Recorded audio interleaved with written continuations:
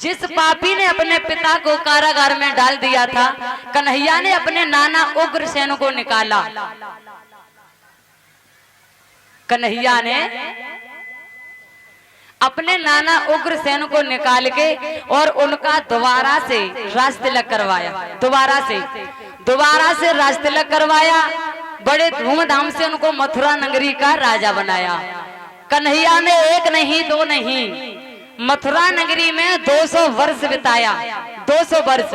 और जब शुरुआत में उनको राज तिलक करवाया तो जो आस्ती और प्राप्ति थी ना, वो अपने पति की याद में खोई रहती थी। एक बात बताओ भैया, जब उनके पति चले गए क्या करें? परेशान रहती थी। नई उम्र थी दोनों की, पति की याद में खोई रहती थी और वैसे तो वो बिलखने लगी। मगध देश के राजा जरासंध जो उनके पिता थे उनके पास पहुंची और कहने लगी कि हे पिताश्री, उम्र मेरी और कैसे कटे बारी, युख रे नाय दूध के दाम।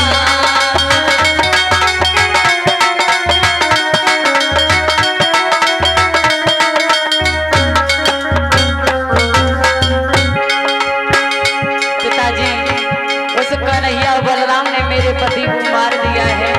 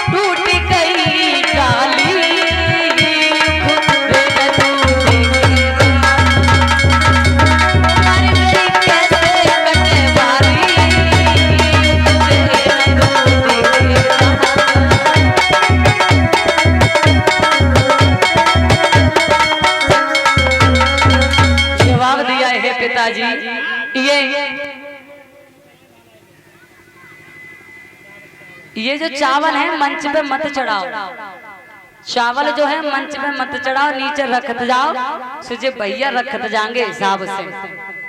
हाँ, मंच पे मत चढ़ाओ चावलों को।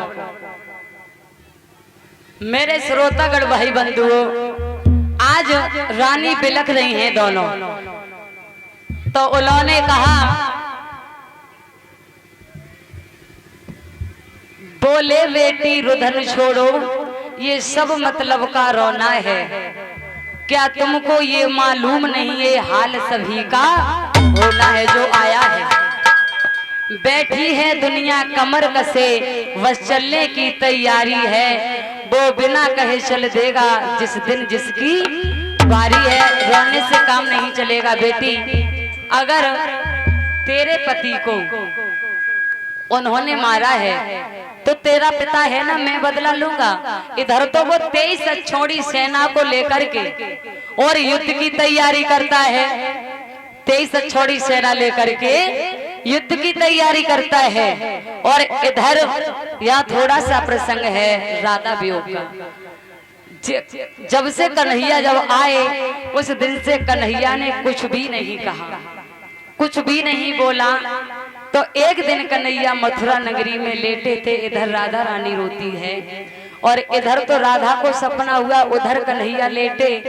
तो कन्हैया ने कहा कि उद्धव, कन्हैया की एक सखा, जो सखा शब्द है सखा, सखा का आप उल्टा कर दीजिए, सखा का उल्टा कर दीजिए, क्या हो जाएगा? खास हो जाएगा। वो कन्हैया के खास थे, बिल्कुल जो सखा थे वो बिल्कुल खास थे। अपने खास सखा से भगवान कन्हैया बोले, हे उद्धव जी एक काम करो। उद्धव जी ने कहा कि हे सरकार, आज तक के रिकॉर्ड में मैंने तुम्हारी आंखों में आंसू नहीं देखे, लेकिन आज क्या बात है? तो कहने लगे कि हे उद्धव, मैं तुमको अपना सारा सब कुछ दे दूंगा, मुकुट दे दूंगा, वस्त्र दे दूंगा, मुरली दे दूंगा, काली कमली दे दूंगा, रथ दे दूंगा, सब कुछ दे दूंगा। और एक पत्र मेरा ले जाओ गोकुल वृंदावन बरसाने के लिए। मेरे वियोग में ये सभी गोपियां पागल हैं। तो कैसे समझाने लगे कि अरे ऊधो ऊधो वृंदावन जाइयो, मैया से कहियो, याद कर तू तेरी सामरो।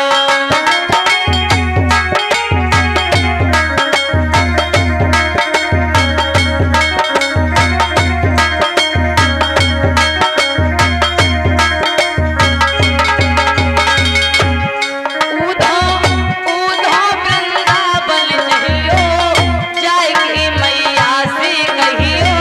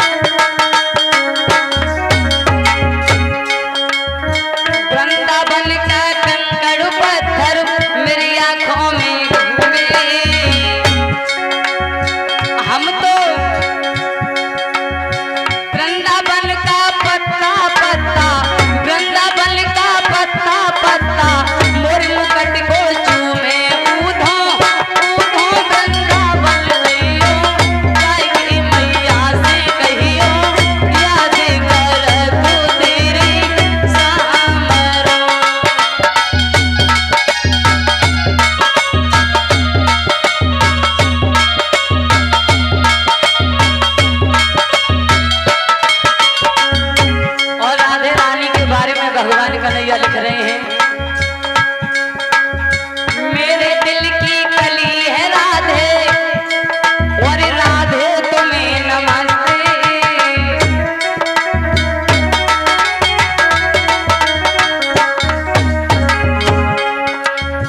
मेरे दिल की कली है राधे, राधे तुम्हें नमस्ते। हम तो प्यारी पत्र लिख रहे, हम तो प्यारी पत्र लिख रहे, तुमको हंसते हंसते ऊधो ऊधो वृंदावन जइयो, जाय के मैया से कहियो, याद कर तू तेरी सामरो।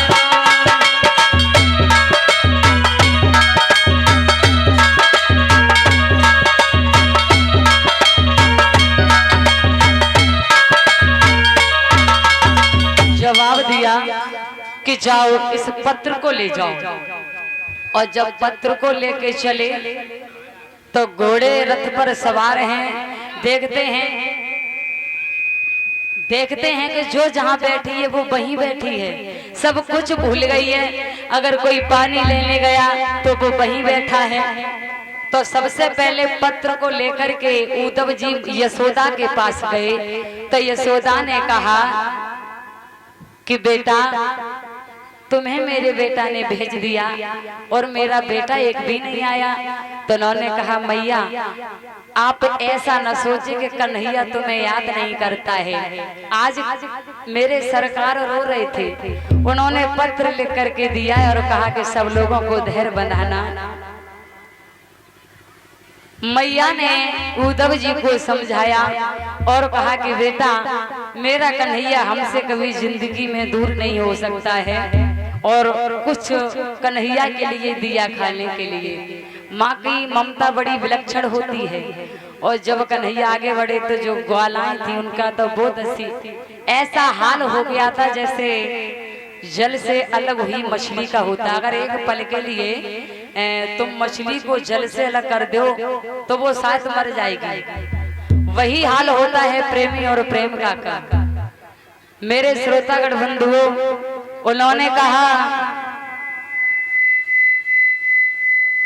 कि मेरी समझ में ये नहीं आ रहा कि तुम्हें कन्हैया ने भेज दिया और वो हमारे पास नहीं आ सका। मेरे श्रोतागण बंधुओं, आज राधा रानी जो थी बड़ी परेशान है।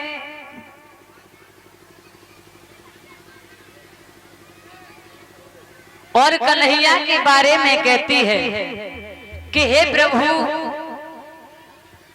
हम कन्हैया के बगैर बिल्कुल नहीं रह सकते और कन्हैया मुझे छोड़ करके चले गए हैं। उद्धव जी से बोली राधे राधे